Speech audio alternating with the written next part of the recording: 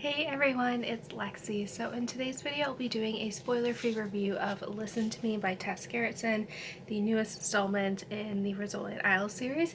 And this is the first Recieve and I series in a book in a while. I think the last one came out in August of 2017. So obviously it has been a while. I thought the series was done after this, but I guess the author had some time to kill during COVID, I guess. And so I'm not complaining for getting a new book, but I was super excited for this one to come out, and I actually finished it within 24 hours. Like, that's how much I was just so excited for this, because I'm usually a pretty slow reader. So for me to finish a book within like a 24-hour time span, it means I was really kind of sucked in. But this one follows Jane, who is investigating this kind of like random murder of this woman who is a nurse, and so it ends up leading to this kind of bigger investigation that you don't necessarily see how everything is connected, but it leads to something bigger than they originally anticipated. And we also get Angela's perspective in here, Jane's mother, who is kind of very much a nosy neighbor, and she's very interested in the activity on her street, and so we get her perspective as well as like the neighborhood drama unfolds. So I gave this a 4 out of 5 stars. I really enjoyed it. I felt it was very well written. It was nice seeing these characters again, and especially getting Angela's perspective as well, I thought was a lot of fun, because usually we either have like Jane or Mara's perspective, so it was nice to have something that was outside of kind of the main narratives that we were used to. My one complaint was that I didn't feel like we got a lot of Mara in this one. I felt like she was very much in the background. This one was more focused on Jane and Angela's perspective, so I feel a little like Mara I think is my favorite out of the two, so I was a little sad that we didn't get too much out of her, but I'm hoping if there is a next one after this we get more Mara in this.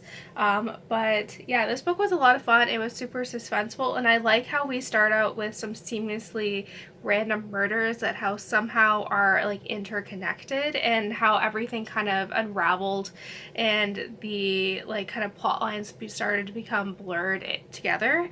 I really liked how everything kind of came full circle with that. I would say I like guessed pretty early on what was gonna happen, which is very rare for a Rosalind Isles book. Even for ones that I, during my reread, like I completely forgot some of them, and it was like I was trying to guess what was gonna happen, and I never guessed until this one. I do feel like it was a little bit more obvious, and so like I could pick up on the subtle clues that were dropped, which I found to be kind of somewhat obvious. So other than that though, I really enjoyed this.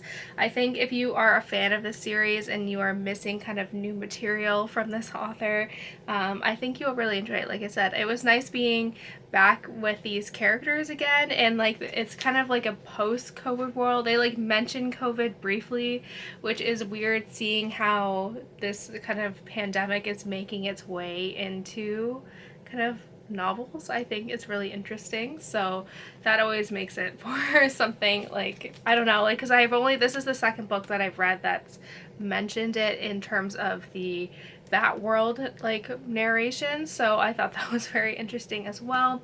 But I feel like this is just a solid read. If you are a fan of the Rosalind Isles series, I think you will enjoy this. So this one isn't necessarily my favorite. Like I said, I did guess early on, but I like how we got Angela's perspective in here as well, which was like a subplot all separate from the investigation Jane's looking into. But yeah, nevertheless, I still really enjoyed this. I think this is a solid continuation of the series, and hopefully we'll get some more in the future. So that's it, guys. I hope you enjoyed this video. Let me know in the comments below if you've read this book and what you thought about it and all that fun stuff. So yeah, thank you so much for watching. Don't forget to give this video a thumbs up, and I will see you guys next time. Bye, guys.